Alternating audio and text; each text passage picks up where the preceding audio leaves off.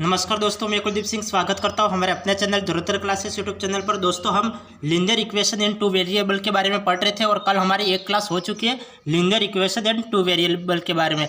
और आपको ये सारी क्लासें आपको प्लेलिस्ट में मिल जाएगी और प्लेलिस्ट में आपको बिल्कुल सीक्वेंस से क्लासें मिलेगी। और कल की क्लास में मैंने आपको कुछ बेसिक बताए थे और बेसिक आपको 3 पॉइंट बताए थे और वो 3 पॉइंट आपको याद करने थे। और वो 3 पॉइंट आपको याद कर लिया होगा कि मैंने आपको बता रखा था कि हल अद्वितीय कब होंगे, हल अनंत कब होंगे और हल विद्यमान कब नहीं होगा। ये मैंने कल बता रखा था। और इससे संबंधित रेखाएं किस प्रकार से बनेगी तो वो भी मैंने कल की क्लास में बता दिया था। तो यदि आपको समझ में नहीं आया तो आप कल की क्लास को देख ले। कल की क्लास में मैंने रेखाओं के बारे में भी बताया था और इससे रिलेटेड हमें कोई भी 2 इक्वेशन दे रखी है और उसका हल कैसे प्राप्त होगा, अद्वितीय प्राप्त होगा या अनंत प्राप्त होगा या फिर हल विद्यमान ही नहीं होगा, तो ये सब कुछ मैं कल की क्लास में बता चुका हूँ। तो आज हम प्रश्न करेंगे, तो प्रश्नों को ध्यानपूर्वक देखिए। तो हम प्रश्न को शुरू करते हैं बिना देरी किए। तो देखिए, k का मान ज्ञात कीजिए जिसके लिए समीकरण x minus K Y equal to 2, 3x plus 2y equal to 5 का अद्वितीय हल होगा।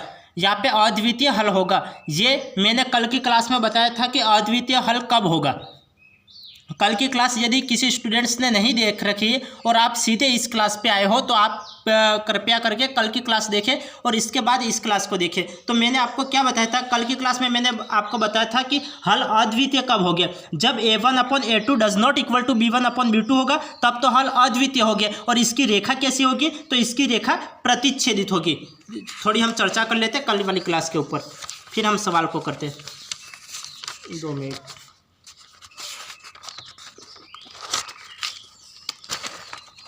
ये देखिए, ये मैंने आपको कल की क्लास में बताया था कि जब हमें कोई भी 2 इक्वेशन दे रखी होगी, a1x plus b1y plus c1 equal to 0 और a2x plus b2y plus c2 equal to 0, तो इस तरीके से आपको इक्वेशन दे रखी होगी और आपको इसको सॉल्यूशन करना है। और इसका सॉल्यूशन यदि a1/a2 does not equal to b1/b2 होगा तब तो हल अद्वितीय हो गया। और हल अद्वितीय हो गया और इसकी रेखा कैसी होगी? तो रेखा प्रतिच्छेदित होगी। और हल अनंत कब हो गए? जब हम दोनों इक्वेशन को सोल्व करते हैं तब a1/a2 equal to b1/b2 equal to c1/c2 हो तब तो हल अनंत हो गया। और इसकी रेखा कैसी होगी? तो रेखा समपाती होगी। और हल विद्यमान कब नहीं होगे? जब a1/a2 equal to b1/b2 does not equal to c1/c2 होगा तब हल विद्यमान नहीं होगे। और इसकी रेखा कैसी होगी? तो रेखा समांतर होगी। अब हम सवाल करते हैं। आज के सवाल देखिए,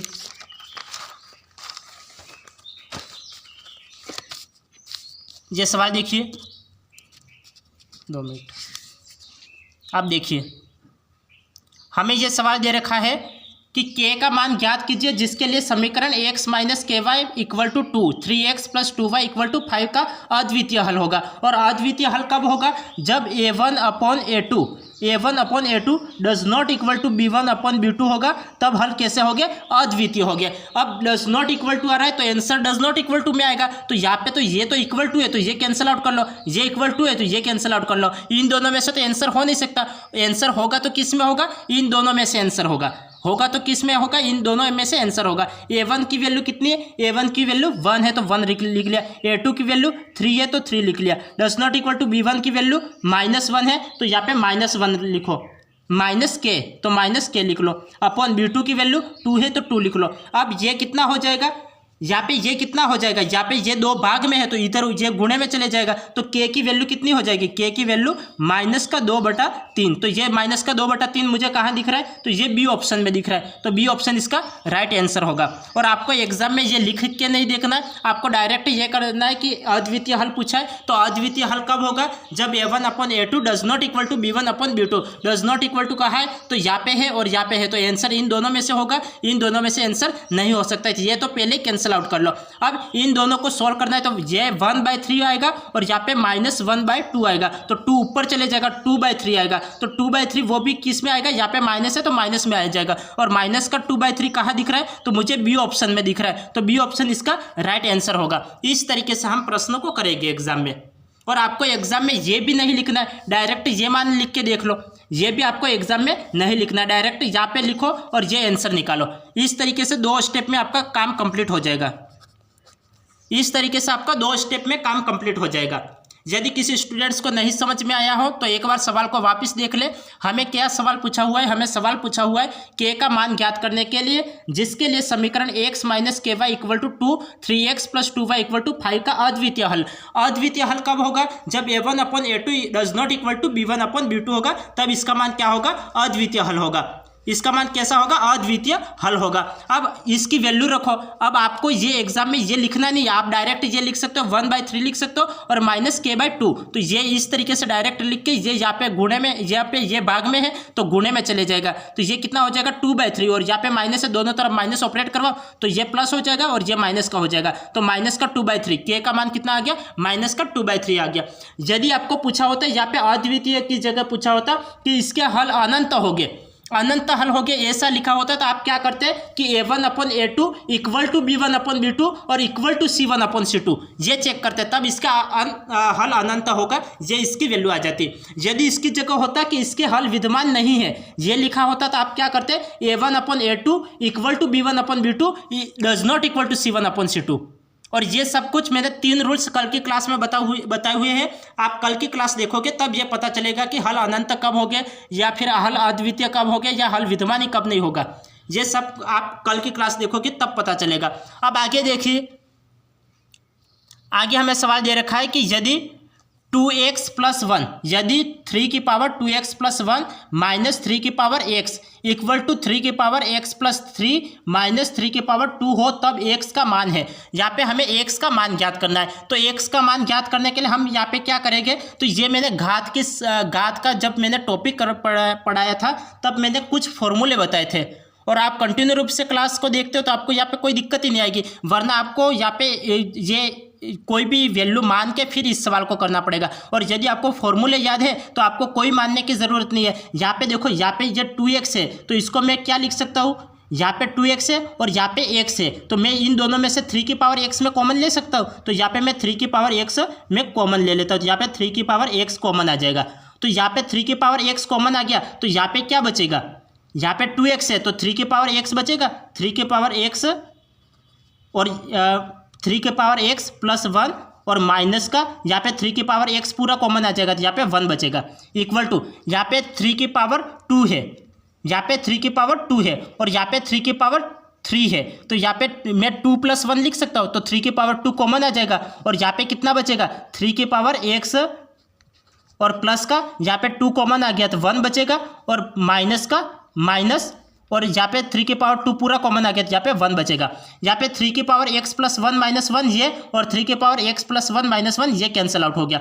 यहाँ पे अब यहाँ पे ये आधार समान है, आधार समान है तो घातें भी क्या हो जाएगी? समान। तो यहाँ पे x की वैल्यू कितनी प्राप्त हो जाएगी? x की वैल्यू 2 प्राप्त हो जाएगी। अब 2 मुझे कहाँ दिख रहा है? यहाँ पे 2 है क्या? यहाँ पे 2 नहीं है। यहाँ पे -2 है इसलिए ये भी गलत, यहाँ पे -2 है इसलिए ये भी गलत, यहाँ पे 2 है तो ये डी ऑप्शन इसका राइट है। डी ऑप्शन इसका राइट है। इस तरीके से आपको एग्जाम में सवाल को करना है।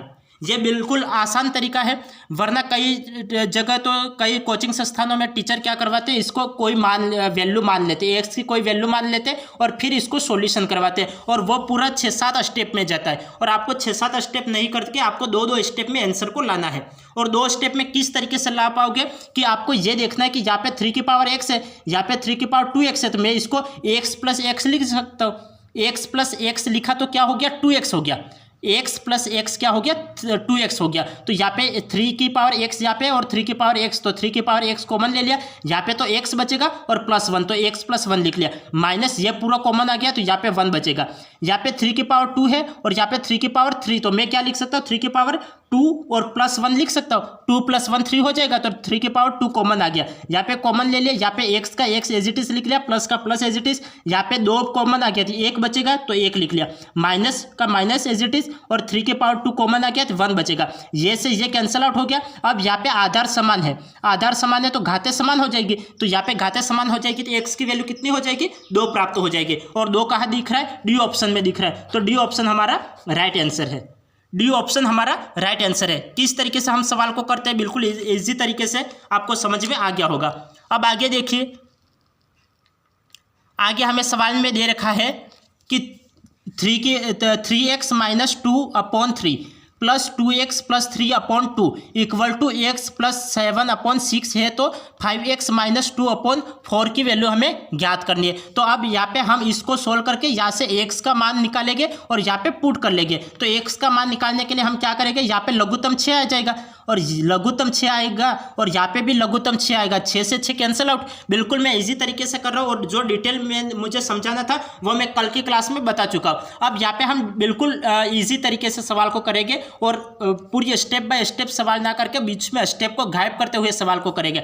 यहाँ पे 3 है और यहाँ पे 2 है, तो लघुत्तम कितना आ जाएगा, 6 लघुत्तम आ जाएगा। 6 लघुत्तम आ जाएगा, 2 का इससे गुणा करवा 3 दूनी 6 हो जाएगा और 1 6 x हो गया। माइनस का 2 से इस 2 का गुणा करवा, 2 का 2 से गुणा करवाए तो -4 हो गया।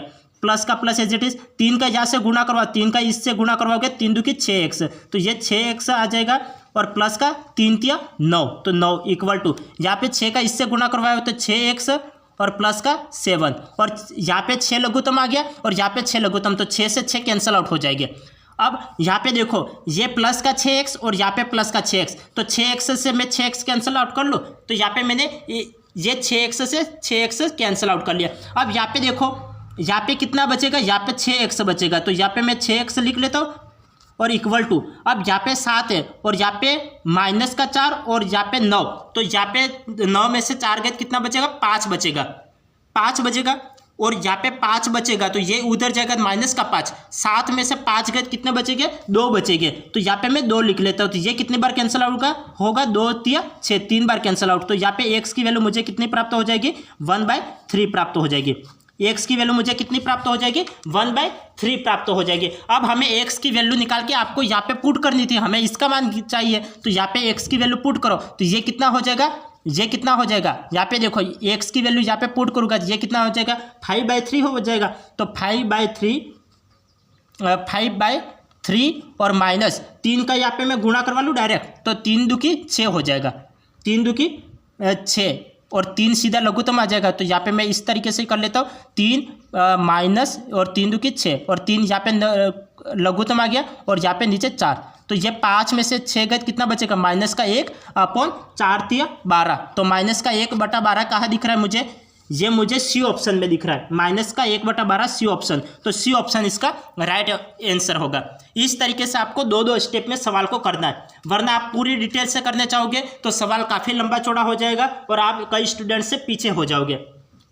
तो आपको क्या करना है, समझ में आ गया, आपको इस तरीके से सवाल को करना है। आपको पहले ये सॉल्व करना है और यहाँ से x की वैल्यू निकालनी है और यहाँ पे पुट करनी है। तो x की वैल्यू निकालने के लिए हम क्या करेंगे, यहाँ पे 3 है और यहाँ पे 2 है, तो 6 लघुत्तम आ जाएगा और यहाँ पे भी 6 लघुत्तम आ जाएगा। 6 लघुत्तम आ गया तो 3 दूनी 6, 2 का गुणा इससे करवाओ, इस पूरे से पूरे में 2 का गुणा करवाओ और इस पूरे में 3 का गुणा करवाओ। तो यहाँ पे 2 का गुणा किया, 3 दूनी 6 और 2 दूनी 4, तो 6x - 4 आ गया। 3 का गुणा इससे करवाए, 3 दूनी 6 और 3 तिया 9, तो ये आ गया। यहाँ पे 6x + 7 और 6 से 6 कैंसिल आउट हो गए, यहाँ पे 6x से 6x कैंसिल आउट हो गए, यहाँ पे 6x बचा और यहाँ पे 9 में से 4 गए तो 5 बचेगा और यहाँ पे 5 गया तो ये कितना हो गया, 7 में से 5 गए 2 बचेगा, 2 से ये कैंसिल आउट किया, 2 तिया 6, तो 3 बचेगा और यहाँ पे x की वैल्यू ये यहाँ पे गुणे में है तो भाग में चले जाएगा तो 1/3 हो जाएगा। तो x की वैल्यू कितनी प्राप्त हो गई, 1/3 प्राप्त हो गई।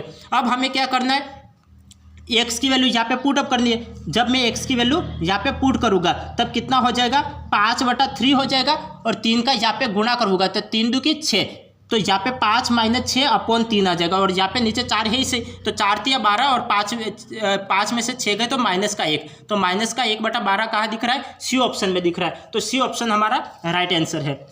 अब आगे देखिए, अब आगे हमें सवाल दे रखा है, यहाँ पे सवाल दे रखा है, सवाल को ध्यानपूर्वक समझना। सवाल आपको बड़ा दिख रहा है लेकिन ये सवाल बड़ा है नहीं, छोटा इजी सवाल है और ये सवाल एक स्टेप में सवाल हो जाएगा, एक या ज़्यादा से ज़्यादा 2 स्टेप में ये सवाल हो जाएगा। यहाँ पे सवाल देखिए, सवाल पूछा गया है, 3 अंकों वाली एक संख्या में सैकड़े का अंक इकाई से 7 बड़ा है। 3 अंकों वाली संख्या, तो 3 अंकों वाली संख्या कौन सी होती है, 100 और 100 होती है, और 100 ये क्या बोल रहा है, सैकड़े का अंक इकाई से 7 बड़ा है। तो इकाई, दहाई और सैकड़ा, तो सैकड़ा 7 बड़ा है तो सैकड़े को हम 7 लिख लेते हैं। तो सैकड़ा 7 बड़ा हो गया। ये इकाई का अंक, ये दहाई का अंक और ये सैकड़े का अंक। तो यहाँ पे जैसे सवाल बोल रहा है वैसे करते जाओ। सवाल हमें बोल रहा था 3 अंकों वाली एक संख्या में सैकड़े का अंक इकाई से 7 बड़ा है। तो इकाई, दहाई, सैकड़ा, तो इकाई से ये 7 बड़ा है। इस संख्या के अंकों को पलटने पर, अंक यहाँ पे अंकों को हम पलट लेते हैं, तो ये अंकों को पलट लेते हैं तो ये 0 यहाँ पे आ जाएगा, ये 0 एज इट इज, और ये 7 इधर आ जाएगा।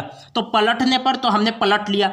जो संख्या प्राप्त होती है उसे वास्तविक 3 अंकों वाली संख्या में से घटाया जाता है। तो इसमें से ये घटा दो, ये कितना बचेगा, 10 में से 7 गए तो 3 बचेगा, और यहाँ पे 10 में से 1 गए तो 9 बचेगा, और 7 में से 1 गया तो 6 बचेगा। अब यहाँ पे बोल रहा है वास्तविक घटाया जाता है। अब इस प्रकार जो संख्या प्राप्त होती है उसका इकाई का अंक है। तो इकाई का अंक तो ये रहा, तो इकाई का अंक कितना है, 3 है। तो 3 हमें कहाँ दे रखा है, सी ऑप्शन में दे रखा है। तो सी ऑप्शन इसका राइट आंसर है। सी ऑप्शन हमारा राइट आंसर है। तो समझ में आ गया सवाल को कैसे करना है। जितना सवाल आपको बड़ा दे रखा होता है उतना सवाल बड़ा नहीं होता है, करने का तरीका सबका अलग अलग होता है। कोई स्टूडेंट क्या करते हैं कि इसको इक्वेशन बना के सोल्व करते हैं, और हमें इसको एक स्टेप में सवाल को करना है, क्योंकि हमें एग्जाम में एक स्टेप में सवाल को करेंगे तभी तो हम आगे बढ़ पाएंगे। तो आपको यहाँ पे इक्वेशन वगैरह कुछ नहीं बनानी है, जैसा सवाल बोल रहा है वैसे करते जाओ। सवाल बोल रहा था 3 अंकों वाली एक संख्या, तो हमने 3 अंकों की एक संख्या ले ली। इकाई, दहाई, सैकड़ा 3 अंकों की संख्या हो गई। अब हमें बोल रहा है सैकड़े का अंक इकाई से 7 बड़ा है। सैकड़े का अंक तो इकाई, दहाई, सैकड़ा, तो ये सैकड़ा हो गया। ये सैकड़े का अंक है वो इकाई के अंक से 7 बड़ा है। तो यहाँ पे ये 0 है तो 7 बड़ा, तो ये 7 बड़ा हो जाएगा। अब इस संख्या को पलटने के लिए बोल रहा है कि इस संख्या के अंकों को पलटने पर, तो चलो इसको पलट लेते हैं। तो यहाँ पे 0 यहाँ पे आ गया, 0 यहाँ पे आ गया, और 7 पीछे आ गया। अब हमें पूछ रहा है कि वास्तविक संख्या में से घटाया जाता है, तो इस संख्या में से इस संख्या को घटा दो, तो घटाते ही हमें यह संख्या प्राप्त हुई। अब हमें पूछ रहा था कि घटाया जाता है, तो फिर इसके बाद जो अंक प्राप्त होता है उसका इकाई का अंक क्या है। तो यहाँ पे इकाई का अंक तो 3 है, और 3 हमें कहाँ दे रखा है, सी ऑप्शन में दे रखा है। तो सी ऑप्शन इसका राइट आंसर होगा। सी ऑप्शन हमारा राइट आंसर होगा। समझ में आ गया किस तरीके से हमने सवाल को किया। अब आगे बढ़िए। आगे हमें सवाल दे रखा है, हमें इस तरीके से सवाल दे रखा है, रानी जो इस समय वाय वर्ष की है। रानी किसी लड़की का नाम दे रखा है जो इस समय वाय वर्ष की है। रानी की आयु कितनी है, वाय वर्ष। रानी की आयु कितनी है, तो रानी की आयु है वाय वर्ष। वह हम्मीद से 1 वर्ष बड़ी है। वह हम्मीद से 100 वर्ष बड़ी है। तो हम्मीद से कितनी वर्ष बड़ी है, 100 वर्ष बड़ी है। तो 100 वर्ष कोई कितना बड़ा है या फिर कोई कितना छोटा है, ये देखने के लिए हम क्या करेंगे, जैसे मेरी आयु 23 वर्ष है और मेरे फ्रेंड की आयु 20 वर्ष है, तो मैं क्या करूँगा, मेरी आयु से मेरे फ्रेंड की आयु घटा दूंगा। मेरी आयु से मेरे फ्रेंड की आयु घटा दूंगा, तो मैं क्या करूँगा, 23 में से 20 को घटाऊंगा, तो मैं कितना बढ़ाऊँ, 3 साल का बढ़ाऊँ। तो यहाँ पे मैं हम्मीद की आयु देखने के लिए मैं क्या करूँगा, रानी की आयु में से हम्मीद की आयु को घटा दूंगा, तो मैं क्या लिख लूँगा, y-x लिख लूँगा। समझ में आ गया किस तरीके से सवाल को कर रहे हैं। सवाल को ध्यानपूर्वक समझना, यदि ध्यानपूर्वक नहीं समझते हो तो सवाल समझ में नहीं आएगा। यहाँ पे हमें पूछा था कि रानी की आयु है वो वाय वर्ष है, और हम्मीद की आयु है वो हम्मीद की आयु 1 से 1 वर्ष बड़ी है। वह हम्मीद से 1 वर्ष बड़ी है। तो हम्मीद से 1 वर्ष बड़ी है, तो ये जानने के लिए हम क्या करेंगे, दूसरे में से पहले को घटा देंगे। हम्मीद की आयु जानने के लिए, जैसे मेरी आयु 23 वर्ष है और मेरे फ्रेंड की आयु 20 वर्ष है, तो मैं क्या करूँगा, मेरी आयु में से फ्रेंड की आयु घटा दूंगा, तो मुझे पता चल जाएगा कि मैं कितना बड़ा हूँ। तो मैं 23 में से 20 को घटाऊंगा, तब मैं 3 साल का बड़ा हुआ। ठीक इसी तरीके से रानी की आयु वाय वर्ष है और हम्मीद की आयु कितनी है, y-x है। 15 वर्ष पूर्व हम्मीद की आयु रानी की आयु से की 1/4 थी। 15 वर्ष पूर्व सवाल क्या बोल रहे हैं, ध्यानपूर्वक समझना। 15 वर्ष पूर्व हम्मीद की आयु, तो हम्मीद की आयु कितनी है, हम्मीद की आयु कितनी है, y-x है। हम्मीद की आयु रानी की आयु की 1/4 थी। हम्मीद की जो आयु थी वो रानी की आयु की 1/4 थी। तो हम क्या लिखेंगे, यहाँ पे 1/4 थी, तो यहाँ पे y- हमें पूर्व की बात कर रही है, तो y- वो भी 15 वर्ष पूर्व, तो y-x और कितनी थी, 1/4 थी, तो हम 1/4 लिख लेंगे, और इक्वल टू, और यहाँ पे इसकी आयु कितनी है, y-x, ये हमें घटाना पड़ेगा ना, ये हमें घटाना पड़ेगा। तो इस तरीके से हम जमा लेंगे। इस तरीके से हम जमा लेंगे। और किस तरीके से जमाया, जैसा सवाल बोल रहा है वैसे जमाना है। 15 वर्ष पूर्व की बात कर रहा है, तो 15 वर्ष पूर्व की बात कर रहा है तो हमें क्या करना पड़ेगा, दोनों में से 15 को माइनस करना पड़ेगा। तो दोनों में से हमें 15 को माइनस करना पड़ेगा। तो हम क्या करते हैं, दोनों में से 15 को माइनस करते हैं। तो यहाँ पे y माइनस एक्स और माइनस यहाँ पे 15 आएगा, तो माइनस यहाँ पे 15 आएगा, यहाँ पे ये नहीं आएगा, y माइनस एक्स माइनस 15 आ जाएगा। और इस तरीके से हम दोनों को जमा लेंगे। इसको मैं इस तरीके से, अब इसको सोल्व ही करना है। इक्वेशन तो बन के यहाँ पे 4 ले आओ। अब देखो यहाँ पे 4 का गुणा करवा लो, तो ये कितना आ जाएगा, 4y माइनस का 4x और माइनस का 15 चौक 60 इक्वल टू यहाँ पे y माइनस 15, यह हमें बचेगा। और यहाँ पे 4x माइनस 4y और यहाँ पे प्लस का y है, उधर मैं इधर ले आऊँ तो यहाँ पे कितना हो जाएगा, यहाँ पे 4y और यहाँ पे y, तो 3y हो जाएगा। तो 3y और माइनस का 4x इक्वल टू यहाँ पे प्लस का 16 है और यहाँ पे माइनस का 60 है और उधर जाएगा तो प्लस का 60 हो जाएगा। और 60 में से 15 गए कितना बचेगा, 45 बचेगा, 45 बचेगा। अब यहाँ पे देखिए, तो यहाँ पे इक्वेशन क्या बन गई हमारे पास, ये इक्वेशन बन गई। अब ये इक्वेशन बन गई, निम्न में से कौन सा सत्य है, तो ये इक्वेशन हमें कहाँ दिख रही है, ये देखो 3y माइनस का 4x और इक्वल टू 45, ये डी ऑप्शन में दिख रहा है। तो डी ऑप्शन इसका राइट आंसर होगा, डी ऑप्शन इसका राइट आंसर होगा। कैसे किया, एक बार वापस समझिए। हमें सवाल पूछ रखा था कि रानी जो इस समय y वर्ष की है, तो रानी की आयु कितनी है, y है। और हम्मीद से 1 वर्ष बड़ी है, तो हम्मीद से कितनी बड़ी है, तो 1 वर्ष बड़ी है। तो हम क्या करेंगे, तो हम्मीद की आयु y में से x को घटा देंगे। तो इसको क्या लिखेंगे, एज हम्मीद की आयु में y माइनस एक्स लिखेंगे। अब हमें 15 वर्ष पूर्व की बात कर रही जा रही है, तो दोनों में से 15 को माइनस कर देंगे। मैंने पहले इसमें से 15 को माइनस किया और इसमें से भी 15 को माइनस किया, क्योंकि 15 वर्ष पूर्व की बात की जा रही है। तो y माइनस एक्स में 15 को कम किया और यहाँ पे इसकी कितनी 1/4 थी, रानी की आयु की कितनी 1/4 थी, तो मैंने इसकी 1/4 लिख ली। अब यहाँ पे इक्वेशन बन गई, तो यहाँ पे इक्वेशन 4 का यहाँ पे गुणा करवा लो, तो 4y माइनस 4x और 15 चौक 60 हो गया और y माइनस 15। अब yx यहाँ पे 4y और यहाँ पे y, तो ये कितना हो जाएगा, 3y हो जाएगा और माइनस का 4x यहाँ पे 60 प्लस का हो जाएगा। तो यहाँ पे 60 में से 15 गए कितना 45 बचेगा। और ये मुझे कहाँ दिख रहा है, डी ऑप्शन में दिख रहा है। तो डी ऑप्शन इसका राइट आंसर होगा। अब आगे देखिए,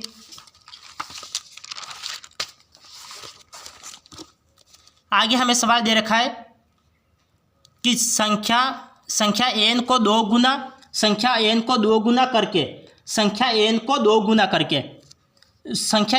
गुना, जैसे सवाल बोल रहा है वैसे करते जाओ। संख्या n को 2 गुना कर उसमें y को जोड़ा जाता है, तो y को जोड़ा जाता है। इस परिणाम को 2 से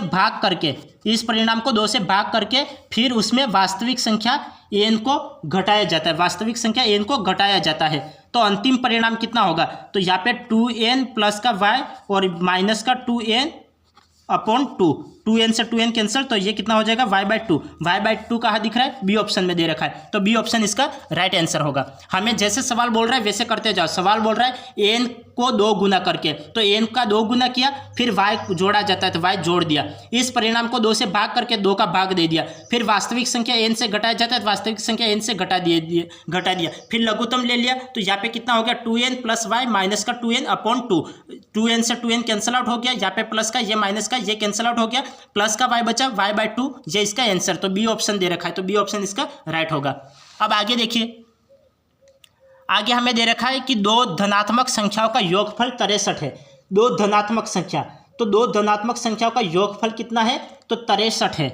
कोई भी 2 संख्या है उनका योगफल कितना है, 63 है। यदि उनमें से एक संख्या x दूसरी संख्या की दुगुनी है, एक संख्या x दूसरी संख्या की दुगुनी, तो एक संख्या x है तो दूसरी संख्या कितनी होगी, एक संख्या x है तो दूसरी संख्या कितनी होगी।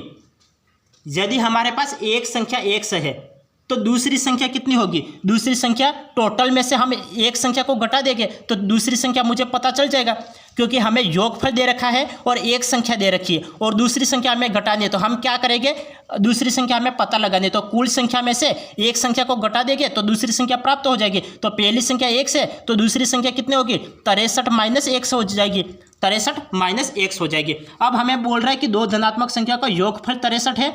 यदि उनमें से एक संख्या x है दूसरी संख्या की दोगुनी हो जाती है, दूसरी संख्या की दोगुनी हो जाती है, तब समीकरण है, तब हमें समीकरण ज्ञात करना है। इक्वल में 2 है तो 2 को इक्वल में ले लो, तो ये 100 बटा ये 63 माइनस 100 हो जाएगा। और ये मुझे कहाँ दिख रहा है, ये मुझे कहाँ दिख रहा है 2 equal to x upon 63 minus x, ये मुझे बी ऑप्शन में दे रखा है। बी ऑप्शन इसका राइट आंसर होगा, बी ऑप्शन इसका राइट आंसर होगा। हमें क्या दे रखा था, सवाल को ध्यानपूर्वक समझना। सवाल पूछ रहा है दो धनात्मक संख्याओं का योगफल 63 है। हमें कोई भी दो संख्या दे रखी है, जैसे a और b हमें दे रखी है और उसका योगफल कितना है 63 है। हमें एक संख्या पता है, एक संख्या ये 5 है और हमें दूसरी संख्या पता करनी है, तो हम क्या करेंगे, हमें एक संख्या ये पता है कि ये 5 है और दूसरी संख्या b का पता करना है, तो हम क्या करेंगे, टोटल में से 63 में से यहाँ पे एक संख्या को हम घटा देंगे, b की वैल्यू मुझे प्राप्त हो जाएगी।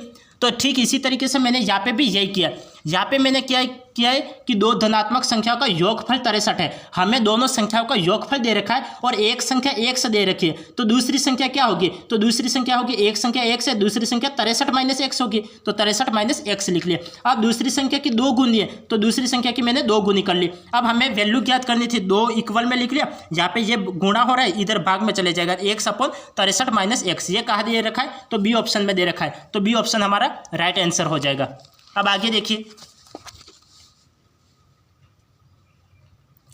आगे हमें दे रखा है कि यदि 1 upon X plus 1 upon Y equal to U और X Y equal to 1 upon V हो, तब 1 upon X square plus 1 upon Y square का मान होगा। हमें 1 upon X square plus 1 upon Y square का मान ज्ञात करना है, तो हम इसका स्क्वायर कर लेंगे तब मुझे ये प्राप्त हो जाएगा। मैं इसका स्क्वायर कर लेता हूँ, ये कितना हो जाएगा, 1 upon X square plus 1 upon Y square और प्लस का 1 अपॉन एक्स वाई, ये हो जाएगा। इसको जब मैं ओपन करूँगा तो ये कितना हो जाएगा, इसको मैंने स्क्वायर कर लिया, इसका होल स्क्वायर किया और इसका स्क्वायर किया, तो ये यू स्क्वायर हो गया और इसका होल स्क्वायर किया, तो A square plus B square plus 2ab, तो 2ab से मैंने ये लिख लिया, ये सर्वसमीकरण से मैंने लिखा है। अब हमें इसकी वैल्यू ज्ञात करनी है, तो इसकी वैल्यू ज्ञात करनी है तो हम क्या करेंगे, 1 अपॉन यहाँ पे एक्स वाई की वैल्यू कितनी है, v है, तो यहाँ पे कितना हो जाएगा, 1 upon X square plus 1 upon Y square, इसकी वैल्यू तो मुझे ज्ञात करनी है और इसकी वैल्यू v है, तो 2 अपॉन वी हो जाएगा। तो यहाँ पे ये कितना हो जाएगा, u स्क्वायर यहाँ पे 2 अपॉन वी है, तो 2 अपॉन वी है, तो यहाँ पे प्लस का है तो उधर जाएगा तो माइनस का हो जाएगा, तो माइनस का 2 अपॉन वी। तो ये मुझे कहाँ दिख रहा है, तो ये मुझे बी ऑप्शन में दिख रहा है, तो बी ऑप्शन राइट होगा क्या, U square minus 2 upon V. यहाँ पे देखिए इसका एक्स वाई का मान तो 1 अपॉन वी, अरे 1 अपॉन वी है, 2 मिनट, इसको इस तरीके से नहीं, इसका 1 अपॉन वी है, तो 1 अपॉन वी, तो ये वी गुणे में चले जाएगा, तो ये कितना हो जाएगा, यू स्क्वायर माइनस का 2v हो जाएगा, और माइनस का 2v कहाँ दे रखा है, सी ऑप्शन में दे रखा है, तो सी ऑप्शन इसका राइट आंसर हो जाएगा। ये गलत कर लेना, ये गलत है और ये इसका राइट आंसर है। हमें क्या दे रखा था, हमें ये दे रखा था यदि 1 upon X plus 1 upon Y equal to U और X Y equal to 1 upon V, तब 1 upon X square plus 1 upon Y square का मान ज्ञात करना था। हमें इसका स्क्वायर कर लिया, इस पूरे का स्क्वायर किया, इसका होल स्क्वायर किया, तो A square plus B square plus 2ab, तो इस समीकरण से मैंने इसको खोल लिया और ये यू स्क्वायर। अब हमें इसका मान ज्ञात करना है, तो ये 2 और 1 सही एक्स वाई की वैल्यू कितने, 1 अपॉन वी, तो 1 अपॉन वी में लिखूंगा तो यहाँ पे 1 अपॉन वी ऊपर ले जाऊंगा तो ये क्या हो जाएगा, 2v हो जाएगा, और यहाँ पे 2v हो गया, ये प्लस का 2v है, उधर जाएगा माइनस का 2v हो जाएगा, तो यू स्क्वायर माइनस 2v कहाँ दे रखा है, सी ऑप्शन में दे रखा है, तो सी ऑप्शन इसका राइट आंसर होगा। अब आगे देखिए, आगे हमें दे रखा है जब किसी संख्या को 3 से गुणा किया जाता है, जब किसी संख्या को 3 से गुणा किया जाता है, जब किसी संख्या को 3 से गुणा किया जाता है, हम कोई भी संख्या लिख लेते हैं, जैसे मैं 1 से लिख लेता हूँ, तो 1 को मैं 3 से गुणा करके उसमें 15 घटाया जाता है, 15 में घटा देता हूँ, तब उत्तर मुझे 120 प्राप्त होता है। तो संख्या ज्ञात कीजिए, मुझे x की वैल्यू ज्ञात करनी है, तो x की वैल्यू ज्ञात करने के लिए मैं क्या करूँगा, यहाँ पे प्लस का माइनस का 15 है, उधर जाएगा तो प्लस का 15 हो जाएगा, 120 में से 15 यहाँ पे माइनस का, उधर जाएगा प्लस का हो जाएगा, 120 और प्लस 15, 120 और 15 कितने हो जाएंगे, 135 हो जाएंगे, और यहाँ पे 3 गुणे में है तो इधर भाग में चले जाएगा, तो 1 से इक्वल टू कितना हो जाएगा, 3 से ये कितने बार कटेगा, 3 चौक 12 और 3 पचा 15, तो x की वैल्यू 45 कहाँ दिख रहा है, ए ऑप्शन में दिख रहा है, तो ए ऑप्शन हमारा राइट आंसर होगा, ये हमारा राइट आंसर होगा।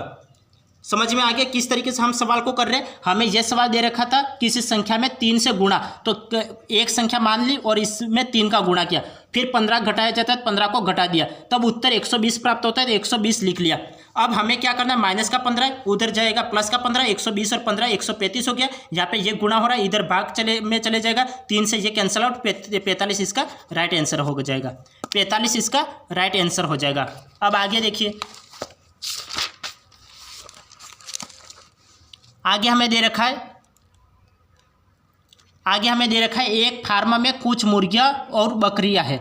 एक फार्म में कुछ तो मुर्गियां है और कुछ बकरियां है। यदि सिरों की कुल संख्या 77 है। हमें सवाल क्या दे रखा है, सवाल को ध्यानपूर्वक पढ़ना। एक फार्म में कुछ मुर्गियां और बकरियां है, यदि सिरों की संख्या कुल संख्या 77 है। तो यहाँ पे मैं कुल 77 दे रखा है, तो मुर्गियां और बकरियों का कुल योग कितना है, मुर्गी और बकरी का कुल योग कितना है, 77 है।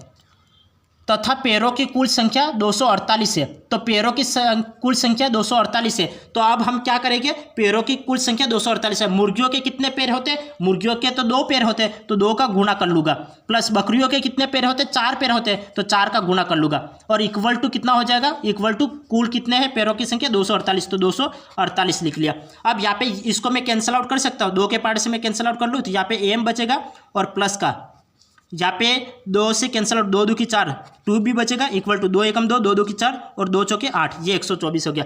अब इसमें से ये फर्स्ट समीकरण और ये सेकंड समीकरण और ये थर्ड समीकरण, ये आप समीकरण दे सकते हो, नहीं दो तो भी चलेगा, आप इसको घटा दो। इस समीकरण में से ये समीकरण घटा दो, तो ये माइनस का हो जाएगा, ये माइनस का और ये माइनस का, तो ये से ये कैंसिल आउट हो जाएगा, और ये 2b से में b गया तो कितना b बचेगा, और 124 में से 77 गए, 124 में से 77 गए, तो ये आपको कितना प्राप्त होगा, 124 में से 77 गए तो ये आपको 47 प्राप्त होगा। 124 में से 77 गए तो कितना प्राप्त होगा, 47 प्राप्त होगा। अब b की वैल्यू 47 है, तो आपको a की वैल्यू ज्ञात करनी है, b की वैल्यू 47 है तो m की वैल्यू ज्ञात करनी है, तो आप क्या करोगे, 77 में से 47 माइनस करोगे, 77 में से 47 माइनस करोगे तो कितना बचेगा, 30। तो हमें मुर्गियों की कुल संख्या चाहिए, तो मुर्गी कितनी है, 30 है, तो 30 कहाँ दे रखा है, बी ऑप्शन में दे रखा है, तो बी ऑप्शन हमारा राइट आंसर होगा। कैसे क्या समझ में आया, या फिर एक बार फिर समझाओ, एक बार वापस समझना। हमें दे रखा था एक फार्म में कुल मुर्गियों व बकरियां है, यदि सिरों की कुल संख्या 77 है, मतलब सिर हेड कितने हैं, 77 है, तो मुर्गी और बकरियां दोनों मिलके फिर 77 होगा, तो मुर्गी और बकरियों को जोड़ दिया, ये 77 हो गया।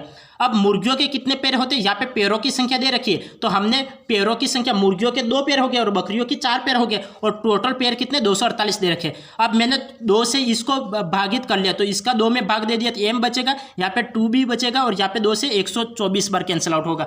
अब इसमें से ये समीकरण माइनस करोगे, ये माइनस और ये माइनस, ये प्लस माइनस कैंसिल आउट हो गया, 2b में से b गए तो b बचेगा, और 124 में से 77 गए तो 47 बचेगा। अब टोटल संख्या कितनी 77 है, 77 में से 47 माइनस करोगे तो मुर्गियों की संख्या कितनी प्राप्त हो जाएगी, 30 प्राप्त हो जाएगी, और यही आपका आंसर है, यही आपका आंसर है। अब आगे देखिए, सवाल थोड़े ज़्यादा इसलिए मैं एक सवाल एक बार ही समझा पा रहा हूँ। अब यहाँ पे देखिए, एक संख्या स्वयं की 1/3 हो जाती है, एक संख्या स्वयं की 1/3 होती है, कोई भी संख्या है वो स्वयं की 1/3 हो जाती है, मैंने 1/3 हो जाते लिख लिया। जब संख्या में से 48 घटाया जाता है, जब संख्या में से 48 घटाया जाता है, तो संख्या में से 48, तो संख्या मैंने x मानी थी, उसमें से 48 घटाया जाता है, तो संख्या का 2/3 क्या होगा, तो संख्या का 2/3 क्या होगा, तो ये हमें ज्ञात करना है, 2/3 हमें ज्ञात करना है। तो हम क्या करेंगे, जहाँ पे 48 है तो 48 को उधर भेजेंगे और इस संख्या को मैं इधर ले आता हूँ, तो ये कितना हो जाएगा, ये हो जाएगा 3x माइनस का x और upon 3x minus x upon 3 equal to 48, ये हो जाएगा, ये समीकरण बन जाएगी। अब यहाँ पे देखिए, ये 3x में से x गए तो कितना बचेगा, 2x बचेगा, 2x अपॉन 3, तो हमें क्या पूछा है, 2/3 ही पूछा है, तो ये इस संख्या का x का 2/3 हो गया इक्वल टू 48, और ये मुझे कहाँ दिख रहा है, ये 48 तो मुझे कहीं नहीं दिख रहा है, तो डी ऑप्शन इसका राइट होगा, डी ऑप्शन हमारा राइट आंसर होगा। कैसे किया सवाल को एक बार वापस समझना। सवाल हमें दे रखा था एक संख्या स्वयं की 1/3 हो जाती है। जब संख्या में से 48 घटाया जाता है तो संख्या का 2/3 क्या होगा, यह हमें पूछ रहा है। तो मैंने कोई भी एक संख्या x मानी और इसका 1/3, तो 1/3 कर लिया, x का 1/3 x/3 लिख लिया। अब जब संख्या में से 48 घटाया जाता है तो जो संख्या माने उसमें से 48 मैंने घटा दिया। अब मैंने क्या किया कि इसको तो मैं इधर ले आया, इसको तो मैं क्या किया, देखो या माइनस का 48 है उसको मैं उधर ले आया, तो ये कितना हो जाएगा, और ये संख्या उधर चली गई तो ये कितना हो जाएगा, 3 का इससे मल्टीप्लाई करवाओगे तो 3x हो जाएगा, और यहाँ पे माइनस का x अपॉन 3 और इक्वल में ये चले जाएगा तो 48 हो जाएगा। यहाँ पे 3 और यहाँ पे हमें 3x माइनस x, 3x में से x गए तो 2x बचेगा और अपॉन में 3। हमें क्या पूछा था 2/3, तो किसी संख्या का 2/3 कितना होता है तो 48 होता है। तो 48 मुझे किसी ऑप्शन में नहीं दे रखा था, तो डी ऑप्शन इसका राइट आंसर है, इनमें से कोई नहीं। अब आगे देखिए, आगे हमें सवाल पूछ रखा है निम्न में से किसका मान 1 से लेस देन इक्वल टू 12 होगा, 1 से लेस देन इक्वल टू 12। अब मैं 1 को क्या लिख सकता हूँ, यहाँ पे आप चाहो तो 1x लिख सकते हो, 1x less than equal to 12 ये लिख सकता हूँ। मैं 4 में से 3 माइनस करूँगा तो 1 मुझे प्राप्त हो जाएगा। मैं यहाँ पे 4x माइनस का 3x ये लिख सकता हूँ और लेस देन इक्वल टू 12, ये मैं इस तरीके से इसको लिख सकता हूँ। 4x में से 3x गया तो मुझे 1x प्राप्त हो जाएगा। यहाँ पे मुझे ये संख्या बनानी, तो इसके लिए मैंने क्या किया, 4x में से 3x माइनस कर लिए, तो 4 में से 3 माइनस करूँगा तो 1x प्राप्त हो जाएगा, तो ये मुझे प्राप्त हो जाएगा। तो इसको मैंने इस तरीके से लिख लिया। अब मैं क्या करूँगा कि यहाँ पे 4x का 4x और यहाँ पे प्लस का 12 इधर आएगा तो माइनस का 12 हो जाएगा, और less than equal to minus का है तो इधर जाएगा प्लस का 3x हो जाएगा। और ये मुझे कहाँ दिख रहा है, ये मुझे कहाँ दिख रहा है, तो ये मुझे सी ऑप्शन में दिख रहा है, तो सी ऑप्शन इसका राइट आंसर होगा, सी ऑप्शन इसका राइट आंसर होगा। कैसे किया एक बार वापस समझना। हमें यह सवाल दे रखा था x less than equal to 12, तो हमने क्या किया, यहाँ पे 1x बनाना है, तो 1x के लिए मैंने क्या किया, 4x में से 3x को माइनस किया, 4x में से 3x को माइनस किया तो ये 1x प्राप्त हो जाएगा। अब यहाँ पे 4x को एज इट इज रहने दिया, यहाँ पे प्लस का 12 है तो इधर आएगा माइनस का 12 हो जाएगा, ये माइनस का है उधर जाएगा प्लस का 12 हो जाएगा। 4x minus 12 less than equal to 3x, ये कहाँ दिख रहा है, तो ये सी ऑप्शन में दिख रहा है, तो सी ऑप्शन हमारा राइट होगा। अब आगे देखिए, आगे हमें सवाल दे रखा है निम्न में से कौन सा विकल्प कथन को व्यंजक के रूप में दर्शाता है। एक संख्या का 10 गुना, एक संख्या हमें यहाँ पे n मानी है तो n का 10 गुना, तो n का 10 गुना, तो यहाँ पे n का 10 गुना ये हो सकता है क्या, n का 10 गुना और 16, एक संख्या का 10 गुना और 16 का योग उस संख्या के 4/5 से बड़ा है, उस संख्या के 4/5 से, तो उस संख्या के 4/5, तो यहाँ पे तो 4/5 है नहीं, यहाँ पे 4/5 है और यहाँ पे 4/5 नहीं है, तो ये भी नहीं हो सकता। इन दोनों में से कोई एक ऑप्शन हो सकता है। अब हमें क्या दे रखा है कि एक संख्या का 10 गुना, तो एक संख्या का 10 गुना और 16 का योग, तो 16 का योग कर लिया और उस संख्या से 4/5 बड़ा है, तो ये तो छोटा दर्शा रखा है, तो ये गलत हो गया, बड़ा तो ये राइट होगा। हमें जैसे सवाल बोल रहा है वैसे देखते जाओ। सवाल क्या बोल रहा है, हमें सवाल दे रखा है कि एक संख्या का 10 गुना, तो यहाँ पे संख्या n और इसका 10 गुना और 16 का योग, तो यहाँ पे 16 का योग उस संख्या के, तो उस संख्या n के 4/5 से बड़ा है, तो ये बड़े का साइन दे रखा है और यही हमारा राइट आंसर है, डी ऑप्शन हमारा राइट आंसर है। अब आगे देखिए,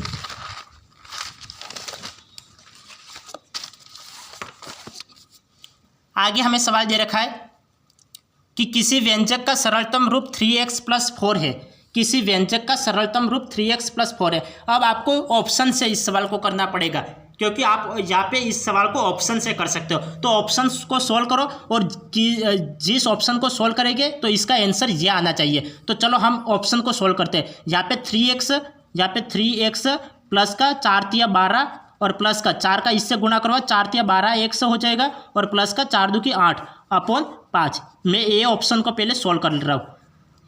यदि यहाँ पे देखो, यहाँ पे 12x और 3x, तो ये टोटल कितना हो जाएगा, 12 और 3 15x हो जाएगा, 15x प्लस यहाँ पे 12 और 8 ये कितना हो जाएगा 20 अपॉन 5। तो ये मैं सोल्व करूँगा 15 से ये कितने बार कटेगा, 3x प्लस 5 चौक 20। तो ये मुझे आंसर पहले ए ऑप्शन में ये आंसर मिल गया, तो ए ऑप्शन इसका राइट आंसर है। जब मैंने इसको ऑप्शन से किया और ऑप्शन को मैंने सोल्व किया तो ये 3x + 4 मुझे ए ऑप्शन से मिल गया, तो ए ऑप्शन इसका राइट आंसर होगा। आपको क्या करना है, 3 को अंदर ऑपरेट करवाओ, यहाँ पे 4 को अंदर ऑपरेट करवाओ। तो आपको 3 को अंदर ऑपरेट करवाते ही आपको ये संख्या प्राप्त होगी, 4 को अंदर ऑपरेट करवाते ही आपको ये संख्या प्राप्त होगी। जब आप इसको सोल्व करते हो 12 और 3 कितना होता है 15, और 12 और 8 कितना होता है 20 होता है। 5 से ये कैंसिल आउट करोगे तो ये 5 दिया 15 3 बार कटेगा, और 5 से ये कैंसिल आउट करोगे 4 बार कटेगा। 3x + 4 मुझे ए ऑप्शन को सोल्व करते ही प्राप्त हो गया, तो ए ऑप्शन इसका राइट आंसर होगा। ए ऑप्शन इसका राइट आंसर होगा। अब आगे देखिए, आगे हमें सवाल दे रखा है, कुछ लड़कों और लड़कियों के समूह ने 148 पेड़ लगाए। कुछ लड़के और कुछ लड़कियां, मतलब लड़के और लड़कियां मिलकर के कितने पेड़ लगाए, 148 पेड़ लगाए। लड़के और लड़कियां मिलकर कितने पेड़ लगाए, 148 पेड़ लगाए, और प्रत्येक लड़के ने 7 पेड़ लगाए। लड़के ने कितने पेड़ लगाए, 7 पेड़ लगाए, तो मैं 7 से गुणा कर लूँगा। और प्रत्येक लड़की ने 5 पेड़ लगाए, तो 5 से गुणा कर लूँगा।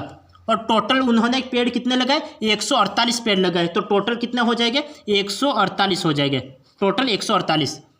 समूह में लड़कों की संख्या लड़कियों से 4 ज़्यादा है। लड़कों की संख्या, समूह में लड़कों की संख्या, ये प्लस कर लो, यहाँ पे टोटल ये आ रहा है ना, प्लस कर लिया।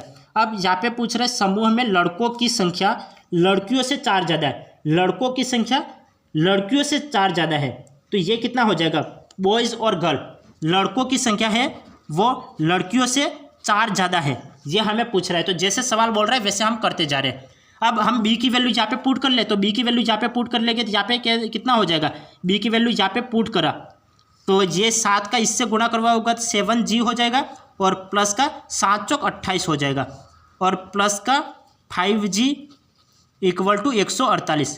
यहाँ पे 7 और 5 ये 12 हो जाएगा, 12g हो जाएगा। तो यहाँ पे 12g = यहाँ पे प्लस का 28 है, उधर जाएगा तो माइनस का 28 हो जाएगा। यहाँ पे माइनस का 28 हो जाएगा, और जब 148 में से 28 गए, 148 में से 28 गए तो ये कितना हो जाएगा, 120। तो यहाँ पे 120 हो जाएगा, और 12 से ये कितने बार कटेगा, 10 बार कटेगा। तो मतलब लड़कियों की संख्या कितनी है, 10 है। लड़कियों की संख्या कितनी है, तो 10 है। और हमें क्या पूछा था, समूह में लड़कियों की संख्या कितनी है, तो यहाँ पे 10 आंसर आ गया। तो यहाँ पे ए ऑप्शन हमारा राइट आंसर है। यहाँ पे ये ऑप्शन हमारा राइट आंसर है। आपको कुछ नहीं करना है, जैसे सवाल बोल रहा है वैसे करते जाओगे तो आंसर आ जाएगा। ज़्यादा कुछ हार्ड नहीं है, आपको एक एक दो स्टेप में आंसर को करना है। और ये आपको जैसे मैंने यहाँ पे पहले जैसे सवाल बोल रहा था वैसे लिख लिया, और यहाँ पे बी की वैल्यू निकाली और बी की वैल्यू यहाँ पे पुट करी, और पुट करते यहाँ पे आंसर आ जाएगा आपको। और आपको एग्जाम में ठीक इसी तरीके से सवाल को करना है। एक बार सवाल को वापस समझिए। सवाल हमें क्या दे रखा था, हमें सवाल दे रखा था कुछ लड़कों और लड़कियों के समूह ने 148 पेड़ लगाए, और प्रत्येक लड़के ने कितने, एक लड़के ने 7 पेड़ लगाए, तो एक लड़के ने 7 पेड़ लगाए, तो यहाँ पे 7b हो गया। और लड़कियों ने 5 पेड़ लगाए तो 5g हो गया। और टोटल पेड़ कितने हैं, 148, तो 148 लिख लिया। अब समूह में लड़कों की संख्या लड़कियों से 4 ज़्यादा है। लड़कों की संख्या लड़कियों से 4 ज़्यादा है, तो g + 4 हो जाएगा। अब b की वैल्यू आपको यहाँ पे पुट करनी है। b की वैल्यू यहाँ पे पुट करोगे तो यहाँ पे कितना हो जाएगा, 7 का यहाँ पे गुणा हो जाएगा, 7g और 7 चौक 28, और एक प्लस में 5g है तो प्लस का 5g और = 148। अब यहाँ पे 7 और 5 कितना होता है, 12, तो 12g लिख लिया, और = 148 में से ये 28 गए कितना प्राप्त होगा, 120 प्राप्त होगा। 12 से ये कैंसिल आउट होगा कितनी बार, 10 बार कैंसिल आउट होगा। तो गर्ल्स की संख्या कितनी है, 10 है। और 10 कहाँ दे रखा है, मुझे ए ऑप्शन में दे रखा है, तो ए ऑप्शन हमारा राइट होगा। ये ऑप्शन हमारा राइट होगा। यदि आज की सवाल थोड़े लंबे चौड़े भी थे, यदि आपको सवाल समझ में नहीं आया हो तो आप सवाल को वापस रिपीट करके देख लेना। यदि आपने क्लास को रिपीट करके 1 से 2 बार समझ लिया तो आपको पूरी क्लास में जितने भी सवाल करवाए हैं पूरे अच्छी तरीके से समझ में आ जाएंगे। तो आज की क्लास को मैं यही एंड करता हूँ, फिर मिलते हैं नेक्स्ट क्लास में। तब तक के लिए आपका दिन शुभ रहे। धन्यवाद।